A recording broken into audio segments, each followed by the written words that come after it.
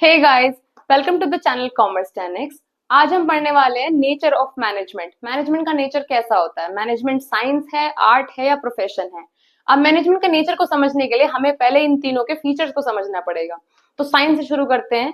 उसके लिए हमें साइंस वर्ड को ध्यान से देखना पड़ेगा। स्क्रीन पे एक फोटो आएगी, उसे ध्यान से देखिए। देखो, साइंस का पहला अल्फाबेट है एस। एस से हमें याद रखना है सिस्टमैटिक, यानी systematic body of knowledge, science का पहला फीचर। थोड़ा आगे चलते हैं, उसके बाद आता है एन। एन को अगर हम रिवर्स कर दे तो बन जाता है यू। यूएन से हमें याद रखना है यूनिवर्सल, यानी यूनिवर्सल वैलिडिटी, साइंस का दूसरा फीचर। थोड़ा और आगे चलते हैं तो आएगा ई। ई से हमें याद रखना है एक्सपेरिमेंटेशन, यानी principles are based on experimentation, science का थर्ड फीचर। अब ये तीनों फीचर साइंस के हो गए हैं। हमें ये देखना है कि ये मैनेजमेंट से मैच हो रहे हैं नहीं, ये तीनों फीचर्स मैनेजमेंट में प्रेजेंट है या नहीं। तो सबसे पहला फीचर है, देखो साइंस में जैसे पढ़ने के लिए हमारे पास थ्योरेटिकल नॉलेज लेने के लिए कंटेंट अवेलेबल है, स्टडी मटेरियल जो है अवेलेबल है, ऐसे ही मैनेजमेंट में भी अवेलेबल है। तो इसलिए मैनेजमेंट में साइंस का ये फीचर प्रेजेंट है। जैसे हम साइंस की नॉलेज ले सकते हैं बुक्स पढ़ के या कंटेंट पढ़ के, ऐसे हम मैनेजमेंट की भी नॉलेज ले सकते हैं। सेकेंड फीचर आता है हमारा principle are based on experimentation.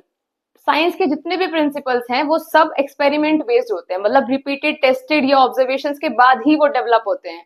Management में भी ऐसा ही होता है कि प्रिंसिपल्स जो डेवलप होते हैं वो ऑब्जर्वेशंस के बाद ही फाइनल होते हैं, लेकिन मैनेजमेंट जो है वो ह्यूमन बीइंग से डील करता है, ह्यूमन बिहेवियर से डील करता है, जिसको आप चाहकर भी एक्यूरेटली ऑब्जर्व नहीं कर सकते। तो ये वाला जो फीचर है साइंस का, ये मैनेजमेंट में पार्शियली प्रेजेंट है, मतलब थोड़ा सा है लेकिन कंप्लीटली नहीं है। तो अब इसके बाद थर्ड आता है हमारा यूनिवर्सल वैलिडिटी। देखो साइंस के प्रिंसिपल आप कभी भी कैसे भी अप्लाई कर सकते हो, वो आपको सेम सॉल्यूशन देंगे, लेकिन मैनेजमेंट में ऐसा नहीं होता। मैनेजमेंट में मैनेजर्स को सिचुएशंस के अकॉर्डिंग अपने प्रिंसिपल्स को मॉडिफाई करना पड़ता है। तो इसलिए ये फीचर जो है यूनिवर्सल वैलिडिटी वाला, ये मैनेजमेंट में नहीं है प्रेजेंट बिल्कुल भी। ठीक है, तो अब हम बात करें अगर, तो साइंस जो है, मैनेजमेंट साइंस है लेकिन इनएग्जैक्ट साइंस है। सिर्फ एक फीचर प्रेजेंट है, वो है फर्स्ट वाला, systematic body of knowledge. Principles are based on observation and experimentation थोड़ा सा प्रेजेंट है, और लास्ट वाला तो बिल्कुल भी प्रेजेंट नहीं है। तो मैनेजमेंट कहलाता है इनएग्जैक्ट साइंस। अब आगे चलते हैं, मैनेजमेंट एज आर्ट। अब इसके लिए भी आर्ट के फीचर्स को समझना पड़ेगा। उसके लिए हमें आर्ट वर्ड पे ध्यान देना है। स्क्रीन पे एक और फोटो आएगी, उसको ध्यान से देखिए। यहाँ पे ए से हमें याद रखना है एप्लीकेशन, यानी पर्सनलाइज्ड एप्लीकेशन, आर्ट का पहला फीचर। और आगे चलिए आर। आर से हमें याद रखना है P R and C R, based on practice and creativity, art का दूसरा फीचर। और लास्ट हमारा अल्फाबेट है टी। टी से हमें याद रखना है थ्योरेटिकल, यानी एग्जिस्टेंस ऑफ थ्योरेटिकल नॉलेज। ये तीनों आर्ट के फीचर हैं। अब देखते हैं मैनेजमेंट से मैच हो रहे हैं नहीं। देखो फर्स्ट फीचर है एग्जिस्टेंस ऑफ थ्योरेटिकल नॉलेज। ये हमने पहले भी पढ़ा कि जब हमें हमारे पास पढ़ने के लिए, नॉलेज गेन करने के लिए कंटेंट अवेलेबल है, ऐसे हमारे पास आर्ट की भी थ्योरेटिकल नॉलेज अवेलेबल है, और मैनेजमेंट के लिए भी हम थ्योरेटिकल नॉलेज गेन करने के लिए हमारे पास कंटेंट है। तो ये फीचर जो है आर्ट का मैनेजमेंट में प्रेजेंट है। नेक्स्ट हमारा आता है पर्सनलाइज्ड एप्लीकेशन। देखो कोई भी आर्टिस्ट है, वो अपनी पर्सनल स्किल्स को अप्लाई करके ही उस चीज को बेटर कर सकता है। नॉलेज सब गेन करते हैं। मान लो दो एक्टर्स भी हैं, एक्टिंग सीख ली, म्यूजिशियंस भी हैं, म्यूजिक सीख लिया, थ्योरेटिकल नॉलेज तो ले ली, लेकिन हर कोई अलग अलग होता है। आप दो एक्टर्स को देख लो, एक्टिंग बेस डिफरेंट होते हैं, सिंगर्स को देख लो, डिफरेंट होते हैं। ऐसे ही मैनेजर्स भी नॉलेज तो गेन कर लेते हैं, लेकिन उनको अप्लाई करने का तरीका, उस नॉलेज को अप्लाई करने का तरीका सबका अपना अलग अलग होता है। तो पर्सनलाइज्ड एप्लीकेशन वाला फीचर जो है आर्ट का, मैनेजमेंट में प्रेजेंट है। अब थर्ड पे चलते हैं, based on practice and creativity. कोई भी आर्टिस्ट होगा, वो जितनी प्रैक्टिस करेगा या जितनी भी वो क्रिएटिविटी अपनी आर्ट में अप्लाई करेगा, वो उतना ही बेटर निकल के आता है। ऐसे मैनेजमेंट में मैनेजर को लगातार प्रैक्टिस में अपनी स्किल्स को प्रैक्टिस में रखना पड़ता है, और जितना वो क्रिएटिवली और इनोवेटिवली उस गेन्ड नॉलेज को अप्लाई करेगा, वो उतना बेटर निकल के आता है। तो ये फीचर भी आर्ट का मैनेजमेंट में प्रेजेंट है। अब आर्ट के तीनों फीचर जो है हमारे मैनेजमेंट में प्रेजेंट है, इसलिए ये कहा जाता है कि management is also known as art of getting things done by others. दूसरों से काम निकलवाने की कला को ही मैनेजमेंट कहते हैं। ठीक है, अब लास्ट हमारा आता है मैनेजमेंट एज प्रोफेशन। इसके लिए हम प्रोफेशन के फीचर्स को समझेंगे। प्रोफेशन वर्ड पे ध्यान दीजिए। पहला अल्फाबेट है पी, यानी इससे हमें याद रखना है professional, presence of professional association, पहला फीचर। उसके बाद नेक्स्ट अल्फाबेट है आर।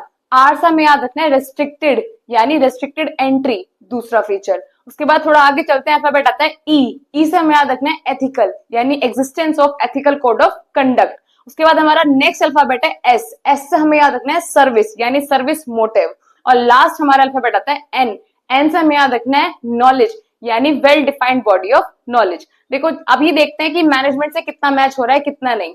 देखो जैसे प्रोफेशन में स्पेशलाइज्ड नॉलेज लेने के लिए स्टडी मटेरियल अवेलेबल है, ऐसे ही मैनेजमेंट में भी नॉलेज गेन करने के लिए स्टडी मटेरियल अवेलेबल है, यानी ये फीचर प्रोफेशन का मैनेजमेंट में भी प्रेजेंट है। उसके बाद नेक्स्ट हमारा फीचर आता है रिस्ट्रिक्टेड एंट्री।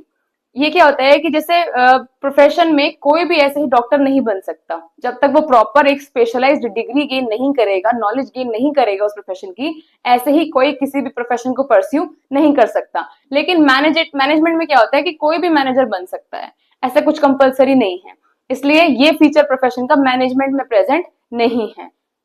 नेक्स्ट हमारा आता है प्रेजेंस ऑफ प्रोफेशनल एसोसिएशन।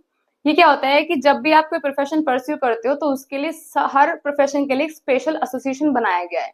तो किसी भी प्रोफेशन को प्रैक्टिस में लाने से पहले आपको उसमें रजिस्ट्रेशन कराना होता है। जैसे अगर कोई भी डॉक्टर है तो वो पहले मेडिकल काउंसिल ऑफ इंडिया में रजिस्ट्रेशन कराएगा, उसके बाद ही वो अपने को प्रोफेशन को प्रैक्टिस में ला सकता है।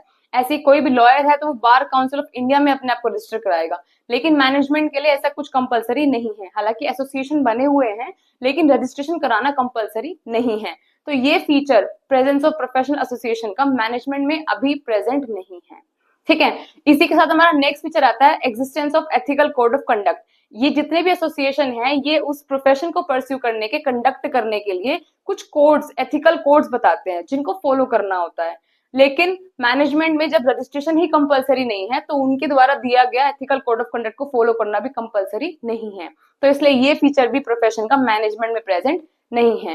लास्ट हमारा आता है सर्विस मोटिव। देखो जितने भी प्रोफेशंस हैं उनका मेन जो ऑब्जेक्टिव होता है वो होता है क्लाइंट्स को सर्विस प्रोवाइड करना, लेकिन मैनेजमेंट में ऐसा नहीं है। मैनेजमेंट का उद्देश्य होता है ऑर्गेनाइजेशनल गोल को अचीव करना, और जनरली किसी भी बिजनेस का गोल होता है प्रॉफिट मैक्सिमाइजेशन का।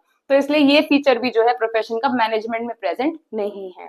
इसलिए मैनेजमेंट में सिर्फ एक ही फीचर मैच होता है प्रोफेशन का, वो होता है हमारा first, well defined body of knowledge. उसके अलावा कोई भी फीचर प्रोफेशन का मैनेजमेंट में प्रेजेंट नहीं है। तो मैनेजमेंट एक प्रोफेशन नहीं है। ठीक है, तो अब कंक्लूजन ये निकल के आता है कि मैनेजमेंट, अगर क्वेश्चन आता है कि बोथ साइंस एंड आर्ट है तो कैसे है। साइंस वो इसलिए है क्योंकि उसमें systematic body of knowledge present है, और आर्ट इसलिए क्योंकि उसमें पर्सनलाइज्ड एप्लीकेशन और based on practice and creativity वाला पॉइंट प्रेजेंट है। ठीक है, तो management is both science and art, but management is not profession. I hope you like this video. अपने फ्रेंड्स को शेयर कीजिए जिनको भी टॉपिक टफ लगता है, it might help. Thank you.